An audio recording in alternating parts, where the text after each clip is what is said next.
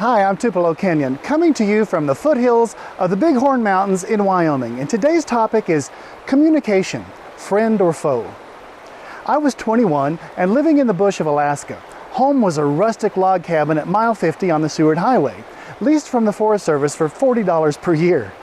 That winter, money was scarce, so I decided to go to town for a couple of months to remedy the situation. I found a simple little house for rent and made arrangements to meet the landlord. He asked the usual questions to determine whether or not I was good for the rent. I had no job, no prospects, and no apparent means for support. I had nothing to prove and nothing to lose, so I told him how it was with no embellishments. I had an old guitar, and I played him a song or two, and I told him it was only a matter of time until I figured out how my music would provide a living. We shot the breeze for quite a while, and until he finally told me I could rent the house. Before he left the key with me, he looked right at me with a peculiar twinkle in his eye and said, "Clear understanding makes lifetime friends." I had never met anyone before who spoke casually in quotable phrases, so this really made an impression on me. I was so surprised to hear such a profound idea so unexpectedly. I probably replied with something stupid like, "Yeah, you too. Okay, see you later." But I have never forgotten what he said. We had a good conversation, and yes, we had a clear understanding. And yes, he got his rent on time for the 2 months I was visiting town. Unfortunately, I don't remember his name and I never saw him again, although his idea about clear understanding has remained a good friend through the years. A friend should be one in whose understanding and virtue we can equally confide, and whose opinion we can value at once for its justness and its sincerity. Robert Hall. Friends communicate. A friend could be anyone with whom you have a clear understanding. And how do you do that? Communication. A friend cares enough about you to let you in on what they think and how they feel. And you do the same. You like them and you enjoy sharing your thoughts and feelings with them too. In about 350 BC, Aristotle said, "This communicating of a man's self to his friend works two contrary effects, for it redoubleth joys and cutteth griefs in half." This kind of clear communication comes naturally between any two people interested in developing and maintaining a friendship. Without the benefit of this clear understanding, it would be difficult to grow a friendship of any real depth. At the other end of the spectrum from friends, what about enemies? Do you communicate well with them? Rarely. Do you have a clear understanding of one another? Hardly. Abraham Lincoln said, "The best way to destroy an enemy is to make him a friend." Do you speak your mind and heart? Do you encourage them to do the same and then really listen? Can you put yourself in their shoes and really empathize with where they are coming from? Or do you keep your ideas and feelings to yourself because it's easier? Love is the only force capable of transforming an enemy into a friend. Martin Luther King, Jr. These universal principles of friendship are equally relevant between acquaintances, family members, tribes, races, or countries, and maybe someday planets. The same principles hold true whether it's two strangers considering becoming friends or two superpowers sitting down at the bargaining table. Communication is key, and clear understanding makes more than lifetime friends. It makes all things possible between intelligent beings. Sometime around 1800, William Blake wrote this poem, "A Poison Tree."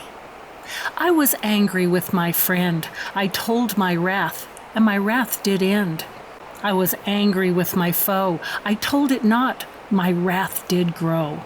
And I watered it in fears, night and morning with my tears, and I sunned it with smiles and with soft deceitful wiles. And it grew both day and night till it bore an apple bright, and my foe beheld it shine, and he knew that it was mine, and into my garden stole when the night had veiled the pole.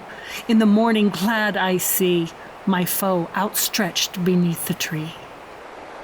The first verse describes something all of us have experienced, probably many times. Think back to the last disagreement you had with someone. When the exchange made you feel uneasy, did you get it off your chest by talking it over? If so, did that make you feel better? Or did you choose the silent treatment instead and internalize your wrath? If so, how did that feel? If you chose not to communicate how you were feeling, that choice probably made the other person feel more like a foe to you than a friend, right? If you were sincerely interested in staying on friendly terms, you would have made the effort to communicate how you were feeling, and that would have probably been the end of it.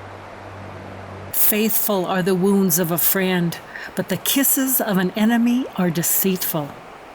Aesop, in about 600 BC. Wrath has a way of taking on a life of its own. Whenever you keep it to yourself, your wrath begins to grow inside, as described in Blake's second verse. It continues to bounce around in your mind as you turn it this way and that and re-examine the entire situation from every angle. You chew on it before you drop off to sleep at night, and when you wake up in the morning, there it is, right where you left it, so you can gnaw on it some more. You think, I should have said, and when he said that, I should have replied with, and why didn't I say this, that, and the other? That would have really got him. But here's what really happened. You did not speak your piece when you felt the need, and so your wrath did not end. Instead, it took on a life of its own and consumed you with if-onlys and what-ifs, and as you continue to feed its ravishing appetite with your attention, all of a sudden, you find yourself the producer of your own private soap opera. After a while, you may be getting some kind of perverse satisfaction out of wallowing in the overblown scenario in your mind and privy to you alone.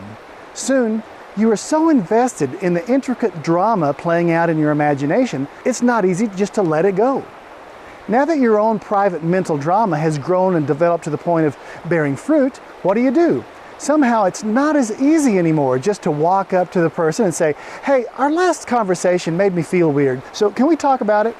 Instead, now you've got all this baggage attached to the original incident that has special meaning only to you. Somehow, you expect the other person also to be privy to the histrionics of your overactive imagination. But they're clueless when it comes to the details cooked up by your boiling wrath. By now, it has borne fruit, and there's an entire tree growing from it, a poison tree. So next time, don't let it germinate. It's never too late to tell your wrath so your wrath can end. But in the future, it's better to do that at the first moment you feel uneasy. These feelings are a clear message from your internal guidance system that at this moment, you are entertaining thoughts that are leading you away from what you really want. Deep down inside, it's not what you really want. Don't let that nasty poison tree take root. Just say how you feel at the first opportunity and move on.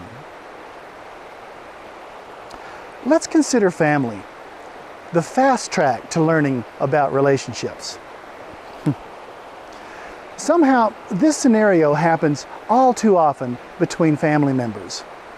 It's common to see poison trees that have been watered in fears with tears and sunned with smiles and soft, deceitful wiles for decades. The original incident of planting the tree may have been forgotten years ago, but the relationship continues, gathered round the poison tree. Feelings of worth can flourish only in an atmosphere where individual differences are appreciated, mistakes are tolerated, communication is open, and rules are flexible. The kind of atmosphere that is found in a nurturing family. Virginia Satir. You may have experienced a situation when someone in your family tells you, oh, we don't talk about that. In effect, they are asking you to join them in the cultivation of their poison tree. You can choose to join them in their destructive game of incommunicado, or you can ignore the request and speak your mind and heart anyway. Either way, you're going to be upsetting the apple cart, so why not minimize the spoilage by speaking your piece, encouraging others to do the same, so you can all move on. Carl Jung, the founder of modern psychology, said, "Everything that irritates us about others can lead us to an understanding of ourselves." I've seen this principle at work between family members, business associates, spouses, and people who call themselves friends.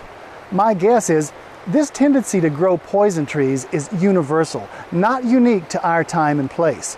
William Blake wrote this poem about 200 years ago in England, so this potential for pettiness is nothing new. And the fact that we may be experienced doesn't necessarily make us immune. Just because I write about these things and talk about them doesn't mean I have personally mastered them. Whenever I notice a potential of a poison tree growing, I try to yank it out by the roots as soon as possible. How? By communicating my thoughts and feelings as clearly as possible.